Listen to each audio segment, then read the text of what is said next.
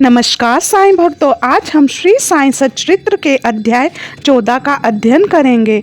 अनंत कोटि ब्रह्मांड नायक राजाधिराज योगी राज पर ब्रह्म सच्चिदानंद सतगुरु साईनाथ महाराज की जय। अध्याय शुरू करते हैं। साकार ब्रह्म श्री साईं। एक ही ब्रह्म के दो स्वरूप हैं, निर्गुण और सगुण, अर्थात निराकार व साकार। जिसमें रुचि होती है वह ब्रह्म के उसी रूप की आराधना करता है। जैसा कि गीता के अध्याय 12 में वर्णन किया गया है कि सगुण उपासना सरल और श्रेष्ठ है। सगुण उपासना में जैसे जैसे हमारी प्रगति होती जाती है, हम निर्गुण ब्रह्म की ओर अग्रसर होते जाते हैं। इसलिए सगुण उपासना से ही श्री गणेश करना अति उत्तम है। श्री साईं का स्वरूप आँखों में सम्मुख लाओ, जो प्रत्यक्ष मूर्ति और अनन्य शरणागत भक्तों के आश्रयदाता हैं। उनके शब्दों में विश्वास लाना ही आसन और उनके पूजन का संकल्प करना ही समस्त इच्छाओं का त्याग है।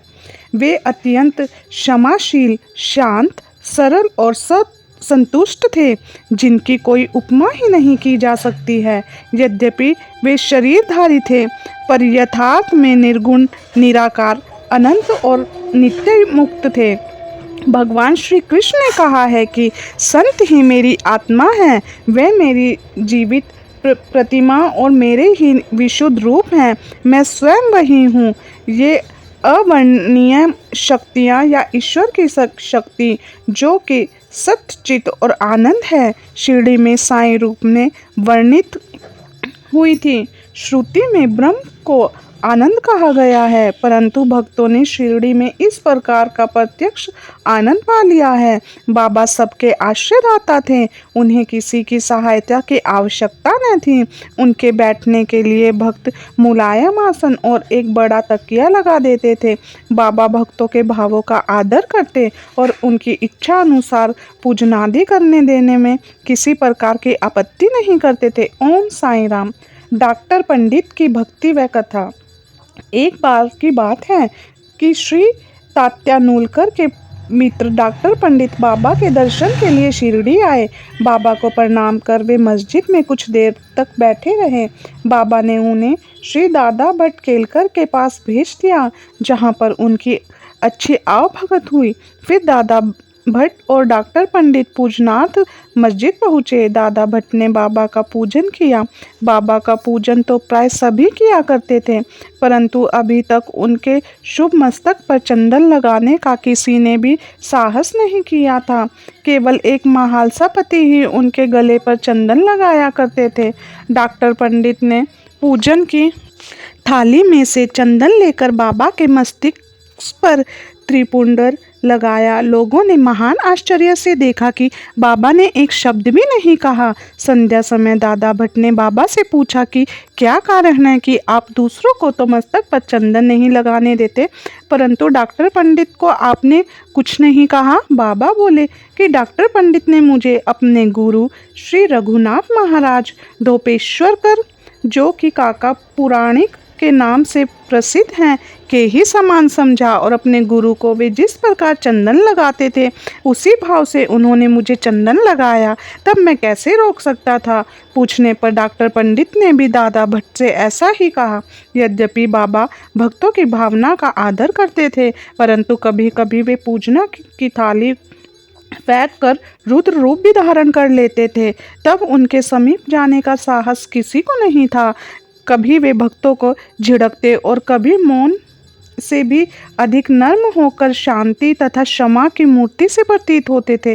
कभी कभी वे क्रोध में कांपते और उनके लाल नेत्र चारों ओर घूमने लगते थे। यद्यपि उनके अंतकरण में प्रेम और मातृ स्नेह का स्रोत बहा करता था। वे भक्तों को बुलाकर कहा करते थे कि उन्हें तो कुछ ज्ञात ही नहीं है कि वे कब उन पर क्रोधित हुए। वे तो भक्तों के समीप ही रहते थे और जब भक्त उन्हें पुकारते हैं तो वे तुरंत ही उपस्थित हो जाते हैं। ओम साईं राम। हाजी सिद्दीकी फाल्के की कथा। कल्याण निवासी एक यवन जिनका नाम सिद्दीक फाल्के था, मक्का शरीफ की हज करने के लिए शिरडी आए। वे चावड़ी में उत्तर की ओर रहने लगे और मस्जिद के सामने खुले आंगन में बैठा करते थे। बाबा ने उन्हें 9 मास तक मस्जिद में प्रवेश करने की आज्ञा नहीं दी और न ही मस्जिद की सीढ़ी चढ़ने दी। फाल्के बहुत निराश हुए और कुछ निर्णय न कर सके कि क्या किया जाए। लोगों ने उन्हें सलाह दी कि श्यामा श्री साईं बाबा के अंतरंग भक्त हैं, तुम उनके ही द्वारा बाबा के पास पहुंचने का प्रयत्न करो। फाल्के को यह विचार उचित प्रतीत हुआ और उन्होंने श्यामा से सहायता की प्रार्थना की। श्यामा ने भी आश्वासन दे दिया और अवसर पाकर वे बाबा से इस प्रकार बोले कि बाबा, आप उस बूढ़े हाजी को मस्जिद में क्यों नहीं आने देते? उनके स्वेच्छापूर्वक आपके दर्शन को आया जाया करते हैं, कम से कम एक बार तो उसे आशीष दे दें। बाबा बोली, श्यामा तुम अभी नादान हो, यदि फकीर नहीं आने देता है तो मैं क्या करूं? उनकी कृपा के बिना कोई भी मस्जिद की सीढ़ियां नहीं चढ़ सकता। अच्छा, तुम उससे पूछ आओ कि क्या वह 12वें कुएं की निचली पगडंडी पर आने को राजी है। श्यामा स्वीकारात्मक उत्तर लेकर पहुँचे। फिर बाबा ने पुनः श्यामा से कहा कि उससे फिर पूछो कि क्या वह मुझे 4 किश्तों में 40,000 रुपये देने को तैयार है। फिर श्यामा उत्तर लेकर लौटे कि आप कहे तो मैं 40 लाख रुपए देने को तैयार हूँ। मैं मस्जिद में से एक बकरा हलाल करने वाला हूँ। उससे पूछो कि क्या उसे रुचिकर होगा बकरे का मांस, नाद और अंडकोश। श्यामा यह उत्तर लेकर लौटे, यदि बाबा के भोजन पात्र में से एक ग्रास भी मिल जाए तो हाजी अपने को भाग्यशाली समझेगा। उत्तर पाकर बाबा उत्तेजित हो गए और उन्होंने अपने हाथ से मिट्टी का बर्तन उठाकर फेंक दी और अपनी कफनी उठाते हुए सीधे हाजी के पास पहुँचे। वे उनसे कहने लगे, व्यर्थ ही नमाज क्यों पढ़ते हो? अपनी श्रेष्ठता का प्रदर्शन क्यों करते हो?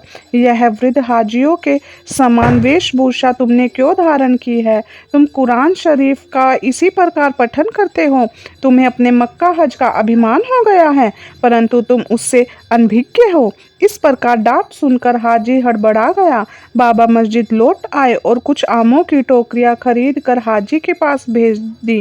वे स्वयं भी हाजी के पास गए और उनके पास से 55 रुपए निकाल कर हाजी को दिए। इसके बाद से ही बाबा हाजी से प्रेम करने लगे तथा अपने साथ भोजन करने को बुलाने लगे। अब हाजी अपनी इच्छा अनुसार मस्जिद में आने जाने लगे। ओम साईं राम। संकट मोचन श्री साईं। एक दिन संध्या समय शिरडी में घने और काले बादल छाए हुए थे। पवन झकोर रहा था, बादल गरज रहे थे और बिजली चमक रही थी। मूसलाधार वर्षा शुरू हो गई। जिधर देखो उधर जल ही जल दृष्टिगोचर होने लगा। सब पशु पक्षी और शिरडीवासी अधिक भयभीत होकर मस्जिद में एकत्रित हुए। शिरडी में देवियां तो अनेकों हैं, परंतु उस दिन सहायता कोई भी न आई। इसलिए सभी ने बाबा से, जो भक्ति के ही भूखे थे, संकट निवारण की प्रार्थना की। बाबा को भी दया आ गई और वे बाहर निकल आए। मस्जिद के समीप खड़े होकर उन्होंने बादलों की ओर देखते हुए गरजकर कहा कि बस शांत हो जाओ। कुछ समय के बाद ही वर्षा का जोर कम हो गया और पवन धीमी पड़ गई तथा आंधी भी शांत हो गई। आकाश में चंद्रदेव उदित हो गए। तब सब लोग अति प्रसन्न होकर अपने अपने घर लौट आए।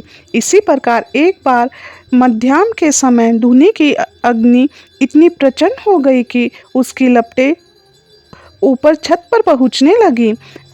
मस्जिद में बैठे हुए लोगों की समझ में न आए कि क्या किया जाए। बाबा से पूछने का साहस भी कोई नहीं कर पा रहा था, परंतु बाबा शीघ्र ही परिस्थिति को भाप गए। उन्होंने अपना सटका उठाया, सामने के खंबे पर बलपूर्वक प्रहार किया और बोले, नीचे उतरो और शांत हो जाओ। सटके की प्रत्येक ठोकर पर लपटें कम हो गई। देखते ही देखते धुनी शांत हो गई। श्री साईं ईश्वर के अवतार हैं। जो उनके सामने नत होकर उनके शरणागत होगा, उस पर वे अवश्य कृपा करेंगे। जो भक्त इस अध्याय की कथाएं प्रतिदिन श्रद्धा और भक्ति पूर्वक पढ़ेगा व सुनेगा, उसका दुखों से शीघ्र ही छुटकारा हो जाएगा। केवल इतना ही नहीं, वरन उसे सदैव श्री साईं चरणों का स्मरण बना रहेगा और उसे अल्पकाल में ही ईश्वर दर्शन की प्राप्ति होकर उसकी समस्त इच्छाएं पूरी हो जाएंगी और इस प्रकार वह निष्काम हो जाएगा।